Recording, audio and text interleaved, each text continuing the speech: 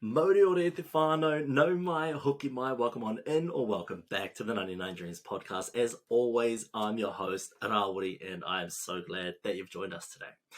This episode is the first of a 5-week, 5-part series, which is the first ever 99 Dreams podcast series that we've ever done. And I'm excited for this one because this one is based around icons, different types of icons that have inspired me to start this brand, that have inspired me to continue to build it to the next level, and have inspired me to do more than just turn on a camera, record myself talking, and call that a podcast. What it's done, or what these icons continuously remind me, is that I need to continue to provide value, but also create a culture here within 99 Dreams. And I think when we get to the end of our 5th episode in this icon series, I think you'll be able to understand or get to see where the brand is heading and what our identity is. And so 99 Dreams is built around this idea of dreaming big, but embracing and staying true to your culture, which is why you'll see all over our website now, dream big, embrace your culture. And so that's what we're doing. We're dreaming big by starting a podcast, by trying to run a clothing brand, and we're doing this, but at the same time, we're embracing I'm embracing my culture by trying to implement whakatauki into some of the clothing designs, by bit by bit introducing different kupu or different reo into this podcast. So yeah, let's get into it, eh?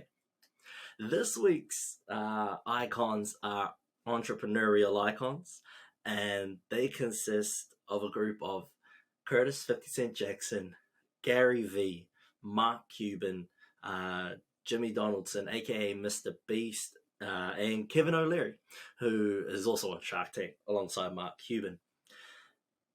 But what's so important about all of these different people is that they have, different expertise in different areas. Gary V is very big in the hustle culture. Mark Cuban is one of the greatest salesmen that you'll ever see. Kevin O'Leary is a wise investor. 50 Cent is one of the best, street hustlers turned entrepreneur.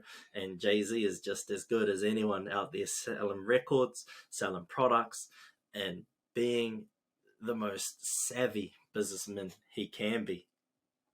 And so I took, a look at all of these different entrepreneurs and how successful they were, and I kind of tried to do a little bit more research into them and figure out what makes them tick, because I'm like, man, if I can just figure out what it is that they've done, how can I apply that into what I do? Because all of these people came from nothing. 50 Cent grew up, with his grandparents while his mom worked, and then he ended up selling drugs, became a hip-hop artist. Jay-Z is very similar. Gary V, he was part of an immigrant family to America, poor, hard-working family. He worked all his teenage years for his dad's liquor business. That's where he learned how to become a businessman. Kevin O'Leary, same thing. Just learned, didn't come from a lot of wealth, earned everything he had. Mark Cuban, he sold his massive company to Yahoo, and that's how he made his fortune. But in the early stages, he was selling rubbish bags, going door to door in Pittsburgh, selling rubbish bags to people because he saw a gap in the market and he went for it. And Mr. Beast, obviously, just wanted to be a YouTuber, and now he is the most successful YouTuber of all time. So, looking at all these people, what is it about them that makes them so special? And in all honesty, it's nothing. There's nothing about them that makes them any more special than you or me.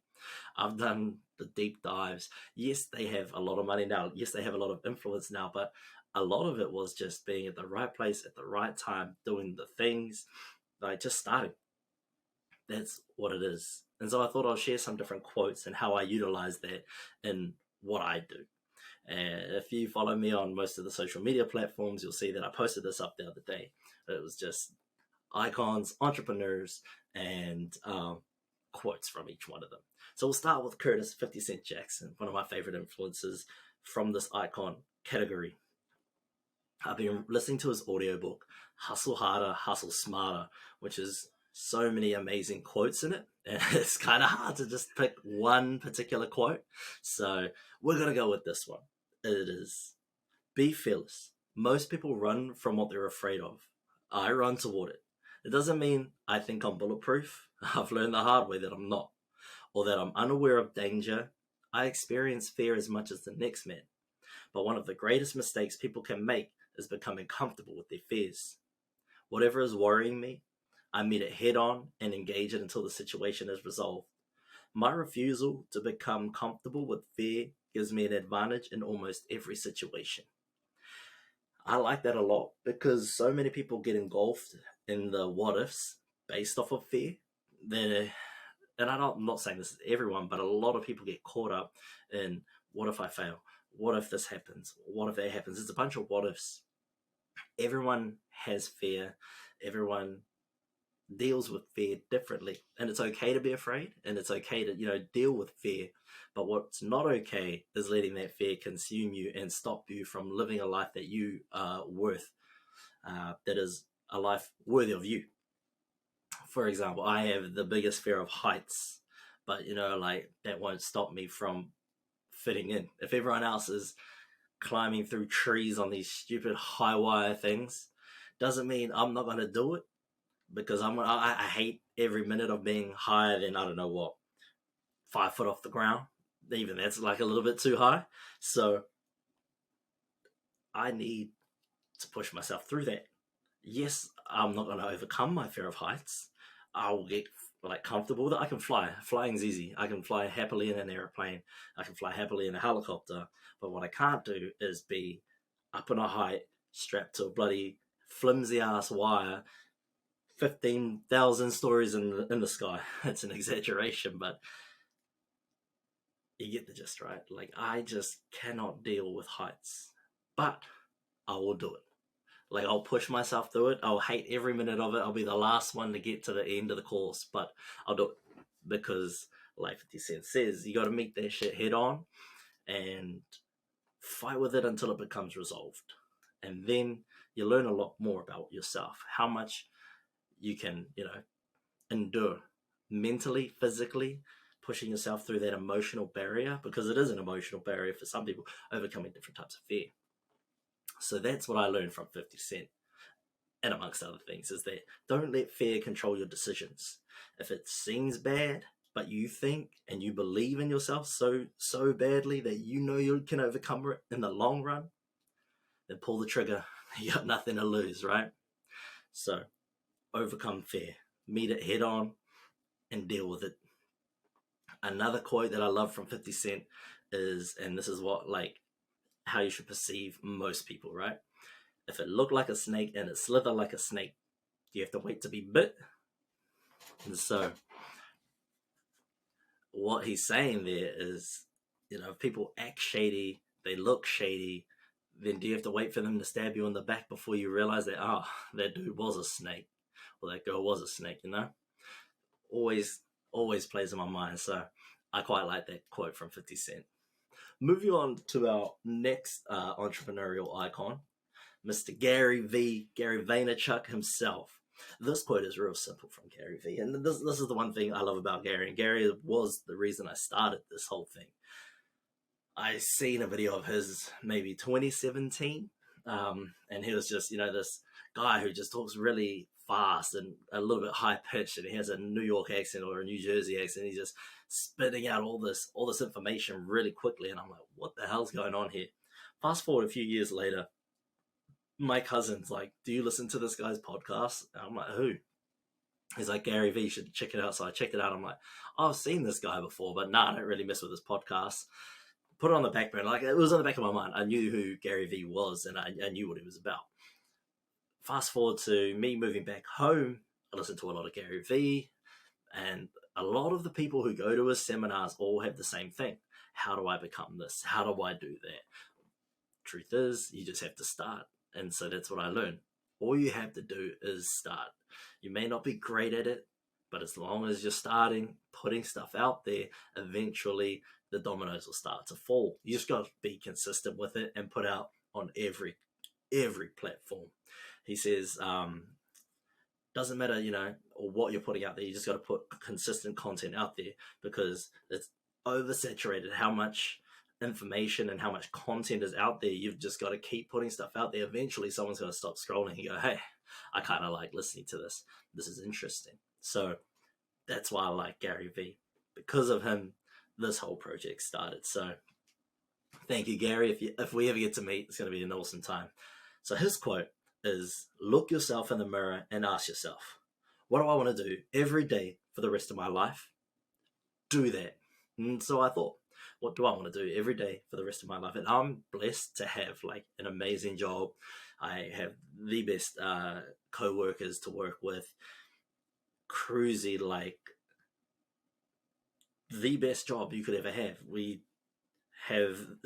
teach Te Reo to teachers, and they're amazing people. They're super kind. It's like a dream job for some people.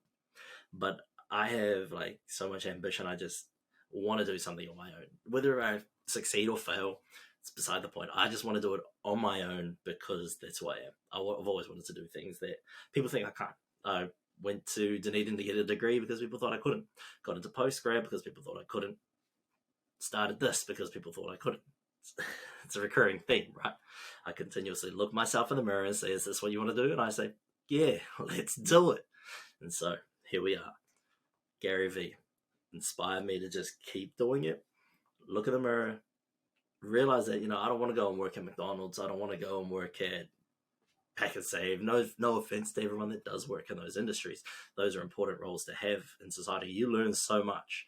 I used to be a bartender. I used to wait tables and things like that. And, people treat you like shit. But you learn how to deal with customers, put on a smile and just say, thank you so much for coming, you asshole. I loved serving you. Come back again anytime, you arrogant prick.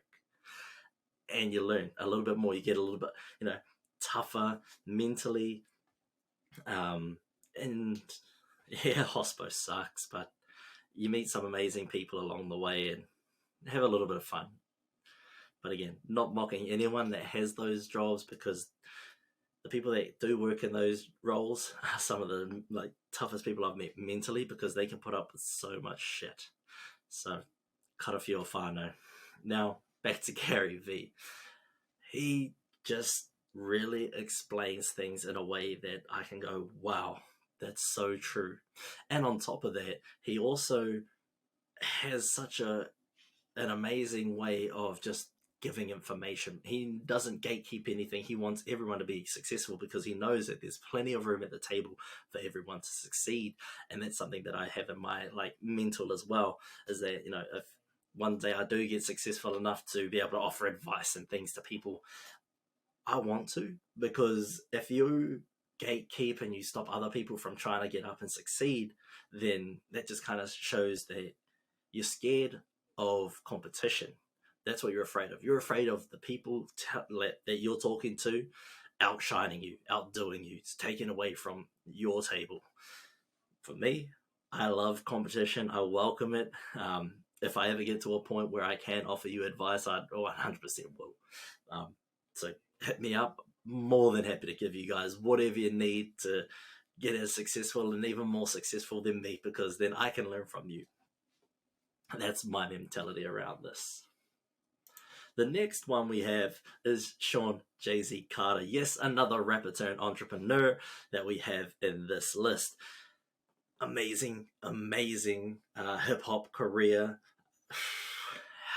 Man, the Blueprint, the Black Album, there's so many different categories that this man just absolutely crushed. So it's no surprise that, yeah, he took that into the business world and again crushed it. I think he was one of the first millionaire musicians, or maybe the first millionaire, not musician, but in the hip hop industry. So that's a huge accomplishment. Now, with Jay-Z, what I learned from him is how he handles being around other people. So if you notice early stage Jay-Z had, all the brands. He'd be wearing all the team jerseys, all the chains, different hats. He'd be jeweled out like you'd expect from a hip hop artist. But once he started getting into the business side of things, he started wearing suits, just wearing things that didn't make him look so flashy and so rich. And he started to realize that it's not about how much money you're wearing, but how much money you have in the bank account. That's what matters most, or how many investments you have working for you. And that's what I loved, how he used this hip-hop mindset coming from slanging yay on the corners to now figuring out how to run successful businesses, how to use his influence to run successful businesses. And here's a quote that I love most from Jay-Z. He said, "As kids, we didn't complain about being poor. We talked about how rich we were going to be and made moves to get the lifestyle we aspired to by any means we could. And as soon as we had a little money, we were eager to show it." And so, you see where I'm going with it. This is very young Jay-Z, they just wanted to wear the wealth rather than have it and show it in like, I've got this many properties, I've got this many investments. They just wanted to be like, yo, out on the street. And me and my cousins, we know, like, we talked about being rich for so long as we were kids. We're like, oh man, I'm going to have like this mansion, I'm going to have this Ferrari, I'm going to have this Lamborghini, I'm going to have like holidays in Greece and then work in New York. We had all these dreams and fantasies as kids. And, that quote resonated with me because it's like, I relate to that so much. Like as a kid, I'd be dreaming, yeah, I'm going to do this, I'm going to be that, I'm going to have this much money, I'm going to drive this many cars, and it's going to be so dope. And then I also realized that as soon as I had a little bit of money, I was also super keen to show it. Like I'd buy Jordans, I'd buy a whole bunch of Air Force Ones on Afterpay, even, like, wearing more money than I had in my bank account, more money than I could afford to be wearing, that's for sure. And so hearing him say that made me go, wow, I need to change up what I'm doing, who I'm hanging with, and how I'm hanging with people. Because you shouldn't really ditch your friends because you want to become successful if they're not successful. What you want to do is just change how you hang out with your friends. If it's, sitting on a couch smoking bongs all day, then maybe try and link up with them at the mall or something, get them outside of the house so you can still have that connection with them, but just in a different setting, in a different scenario. It's not about ditching your friends and becoming this whole new person. It's more about finding out a way that you can blend your two new worlds together. That's my advice. And so with Jay-Z, it's always thinking about, how can we not be flashy with the brand? How can we use the money that we do get to enhance the brand, to enhance the identity and that feeling of belonging, that feeling of, having dreams come true. That's why it's called 99 Dreams, because it could have been 100 dreams, but it's the fact that it's 99 out of 100 means that this here is living proof that we can turn one dream into a reality. And that's what it's all about. And, try to use my culture to do it. And that's what Jay-Z did. He uses hip-hop culture to build his empire, and it's pretty successful if you ask me. Next on the list, we've got Mark Cuban. So Mark, I think he was an inspiration for me from the get-go. Whenever I decided, I'm going to run a business, was because he's Mark Cuban. He owns a basketball team. Is that not the dream? To own your own sport team? How sick would that be? Just, putting up shots, having the buzzer go off, on an off day, the team's traveling and you've got the floor. That's the dream. That's the dream. But no, I love Mark Cuban because he did come from nothing. He worked insanely hard. And he said, it is hard work mixed in with a little bit of luck. But, luck's not going to get you very far if you're not working hard enough. And that's what always sat with me. And he's an amazing salesman. He's always talking about sales. And that's one thing I think I learned early on at Vodafone, when I worked at Vodafone for a year and a bit, was how to sell things. And what it is you need to create an emotional attachment to something that they're in need of. So one of the things that I was sold really well was when Vodafone had Vodafone TV. I sold that quite well. cell phones and things are kind of harder to sell because most people have them, and if they don't have them, they're looking to buy one, but they can't afford it. So those are some of the barriers you talk through. So Mark Cuban, with his sales, he doesn't focus on what they have. He focuses on how they need to have this product, this particular thing. And I'm like, man, that's so interesting. And he does it with an amazing smile on his face because he's super intelligent. And so the quote he has that I've taken from it is, work like there is someone working 24 hours a day to take it all away from you. And 9 times out of 10 there is. It's not another competitor. It might be, but more often than not, it's not another competitor.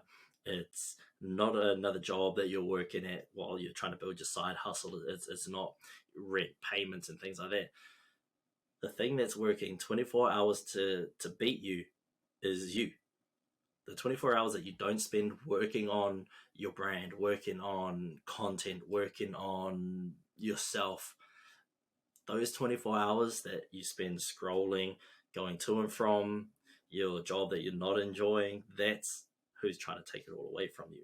And that's what I got from this. And that's why I try and do my best to put out as much content as possible, to edit as much content as possible, to design as many things as possible, so that I am prepared when I'm in a space to be able to take this to the next level and continue to take it to the next level, continue working, continue building this platform that I have to share with you guys, to allow you guys to come on and share your stories with me, with our audience.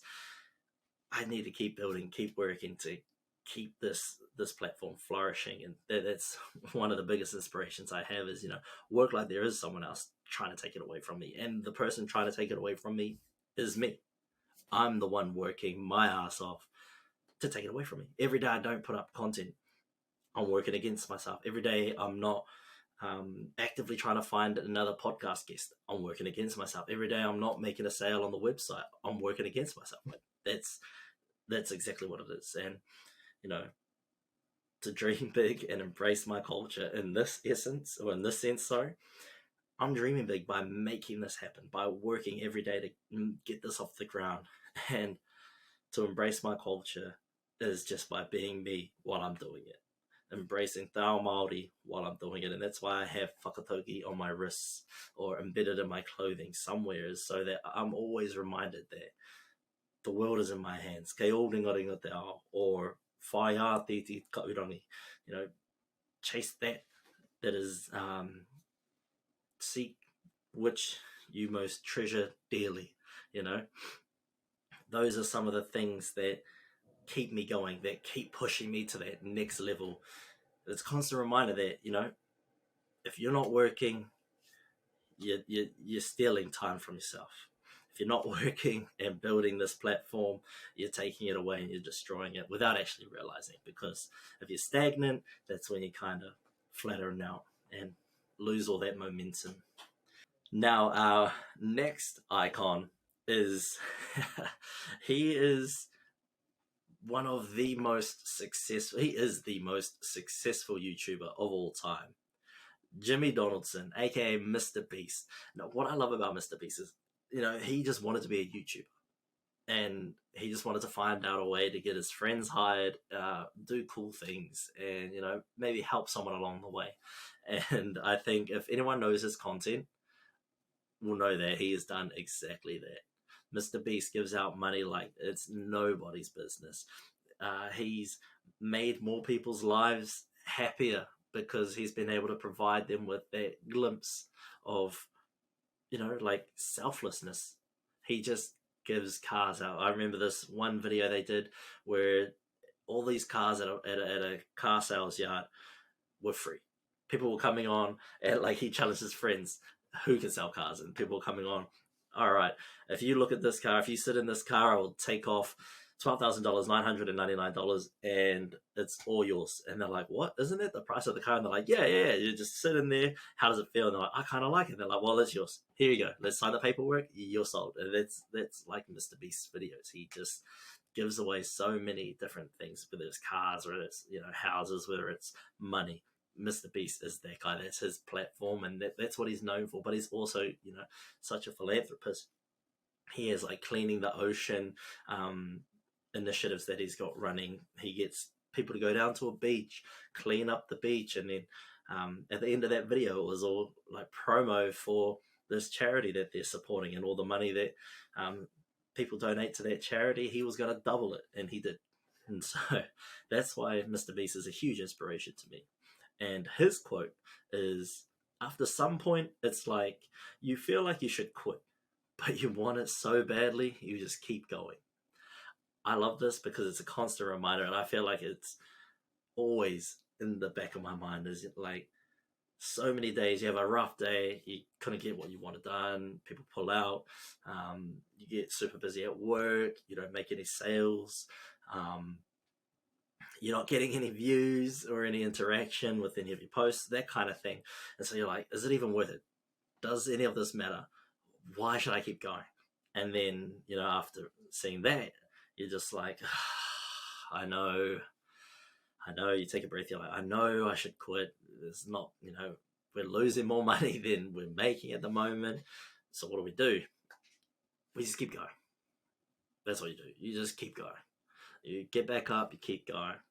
You upload more videos. And if it's not working, you upload another one. And if that doesn't work, you upload another one.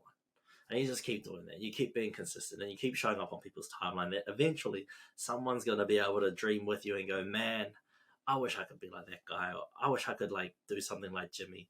I wish I could, that's what we're going for here. We want to be able to be like Jimmy and give back in ways that Jimmy can. And if we can help someone push through that barrier and keep going, then that's what we're here to do. Regardless if we're making sales, regardless if we're getting interactions on our posts, it's just about creating a space where people feel comfortable, that they can come, they can tune in, they can listen, feel part of the 99 Dreams whānau, because that's what it's about. It's about building that 99 Dreams whānau, so that other people can dream big and embrace their culture, because that's what this is all about. This Icon series is all about reiterating how I've dreamt big and how I'm trying to embrace my culture at the same time, because those are two big things to me, is my dreams and my culture. And a quote like that just helps you keep going just that little bit longer, because you never know which post is going to be that one that strikes gold. So just put it out, start it up, turn on the camera, do what you got to do. Now I think we're up to our final icon, Kevin O'Leary, Mr. Wonderful, always wears a red band or a red handkerchief. If you ever watch Shark Tank, look out for that. It's his signature look. Now, he is another entrepreneur that set himself up by being smart with all his investments. And so this quote is one that keeps me hopeful, because he says, I'd rather invest in an entrepreneur who has failed before than one who assumes success from day one. And that's, that's what being an entrepreneur is all about. Failing. You fail, you learn. The more you learn, the more you can apply those lessons into potential success. And so that's what I'm trying. I failed a lot, as I've said throughout this podcast. I'm not getting interactions on or the views that I thought I could get. If you record something, you're like, that's gonna hit, and it doesn't. That's okay, because you gotta fail. You gotta learn what does hit and what doesn't hit. Even though algorithms are hard to kind of navigate, I feel like they're constantly changing. But hey, once we get that piece of content that does hit and people start coming in and we get followers, then it's all gonna pan out. But we just can't quit. And if everything happens and everything falls on your lap straight away, how are you ever gonna be able to deal with adversity? And I think that's why this quote resonates with me so much. Because I've learned so much, because I've failed so much, I'm able to take all those lessons, put it in my kit there and be like, okay, cool. Sales aren't going well. Let's learn how to sell. Let's learn how to market. Let's learn how to create brand identity. Because I think that's what we were lacking, in all honesty. We were lacking brand identity from the get-go. But now it's about creating a community, a whānau that believes in their dreams and believes in their culture. You don't have to be Māori, you can be Tongan, you can be Muslim, you can be whatever you want to be. Just be you and keep dreaming. So it sounded corny as, but it's true. You just got to keep dreaming, keep believing in yourself, never give up, because that could be the moment, that could be the part, or that could be the failure that sets you up for the next big thing. And that's what all of these entrepreneurs link into, is, without 50 going through that, that period of time when he was selling drugs, making it on the streets, he might have never got into hip hop. He might have never had some of the biggest, hottest songs that have ever dropped. He might not have got into film and TV. He might not have built this $1 million, or is it $1 billion drink company that he sold to Coke, without failure, without being told no, without having, a few ventures fall flat. Mark Cuban may never have gotten the Dallas Mavericks. Gary Vee might never have, gotten as big as he is. He might not have got, VaynerMedia, VeeFriends all going. Wouldn't have Wine Library when he started it up. All of those things if he had failed and gave up. So we just got to keep going. Can't give up. Even if you fail, even if you continuously fail, one of those failures is going to lead to your big break. I'm not there yet, and you might not be either, but we'll get there eventually. And that's what these icons are all about. And so all of these entrepreneurs, each of them have their own story to tell, and hopefully one day I can tell them that they're a part of my story, that they inspire me to continue going, they've inspired me to start going, and they inspire me to just be okay with where I'm at, be okay with where 99 Dreams is at, because it's hard trying to build something from ground up. You've got to continuously take it step by step, day by day, build. Not all of them are going to be about entrepreneurs. It's all going to be about building up this space where you guys can feel more connected into what 99 Dreams is, and who I am, because these are sort of a deeper look into how I think and how I try and operate this brand within the spectrum. Whew, that was a lot, I think, all in one take. But that's essentially how I see these icons. They're each a pillar of success, all in their own area. And if I can just grasp just a sliver of that success, then to the moon we go. It's just going to take a little bit of momentum and build from that.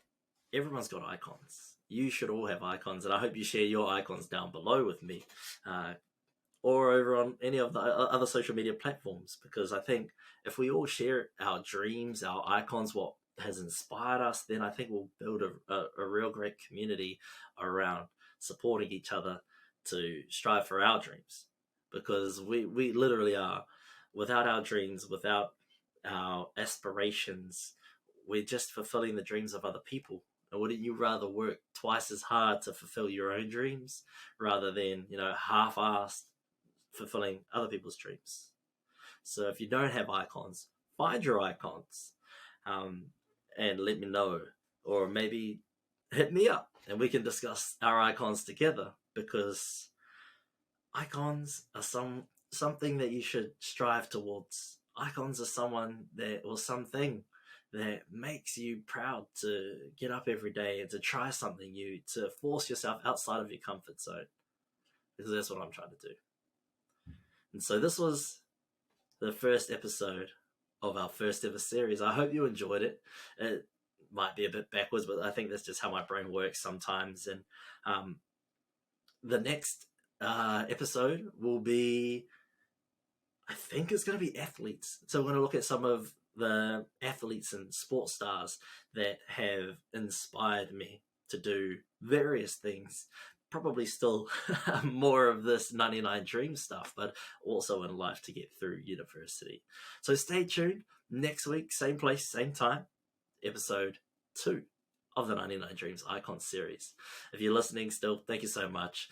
I appreciate your support. Go ahead, follow us on Instagram, Twitter, Facebook, TikTok, and YouTube. But until next time, take care, stay safe.